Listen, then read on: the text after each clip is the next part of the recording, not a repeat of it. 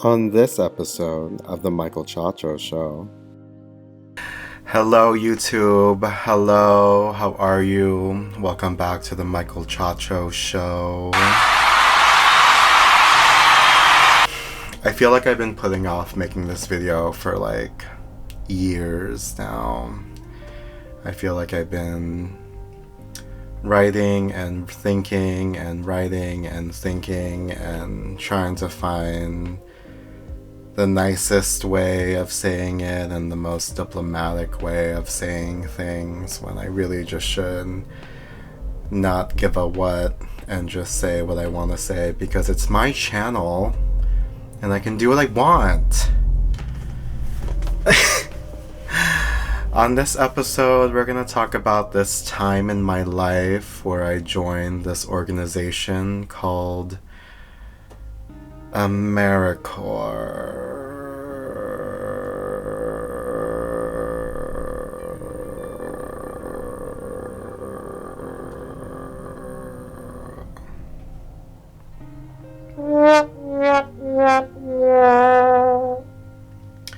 I'm going to assume you know what Americorps is if you already clicked on this video, unless you just have subscribed to me and you enjoy watching me. Thank you. So why don't we start with what is Americorps? Let me look into my notes here. Americorps is a government organization that partners with different service projects across America, and they offer a volunteer experience for hopefuls who want to do better in society. There are various programs that you can get yourself involved in, ranging in different philanthropies like education, domestic violence resources, conservation. I decided to join the Americorps back in 2019. I was about 28 years old. I wasn't sure what I wanted to do next. I was laid off my job a couple months before, and I was traveling a little bit, and I didn't want to go back into that full-time work mode quite yet. So I found Americorps, and I wanted to do something meaningful. I wanted to do something purposeful, I guess, instead of, working for the man 9 to 5 and crunched in a computer all day. I had all the good intentions like anyone would joining Americorps, and I mean, I did do something meaningful, I did do something purposeful, so I'm glad enough for that. The Americorps program that I was in was devoted to a lot of disaster relief and home reconstruction. We were serving people who were affected by Hurricane Sandy, and it was a lot of construction work, it was a lot of manual labor. I learned a lot. I went to Home Depot a lot. I got to learn all these different power tools. I drove this big, beautiful truck. It was a lot of hands-on experience. I got to use a jackhammer once, that was pretty cool. And I got to meet all sorts of volunteers and stuff, and I got to work with the community, so that was all nice and well. So I disliked the program a lot, and I think I made a point for everyone to know that. I remember my director asking me, they were like, "So, are you glad you made it through?" And I'm just like, what? So now you're probably wondering, like, Michael, how can you dislike a program that is devoted to helping people and serving the community? Trust me, it's not that hard. Simply put, and this is like my fairest and most diplomatic answer, I just don't think it was right for me. And I think this is the type of program where once you realize it's not right for you, it's very, very, very difficult to get out of it. I felt like for me, if I look back on it, I wish I did it for 3 months instead of 10 months. It was just really too long of a time. And the program that I was in, I don't know, I'd have a lot of qualms about it, knowing what I know now. I think I would have done things a lot differently.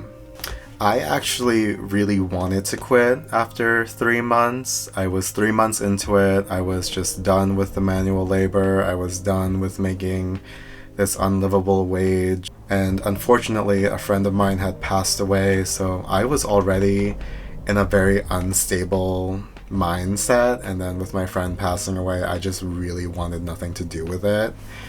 But basically, if I had quit when I had wanted to, I didn't think I would get the education award, which we'll get into. I didn't think I would get the full education award, and it's like the only reason people really do this, the only financial reason people do this is to get that education award at the end of it. That education award can go towards future schooling or student loans, so I ended up staying just to complete it.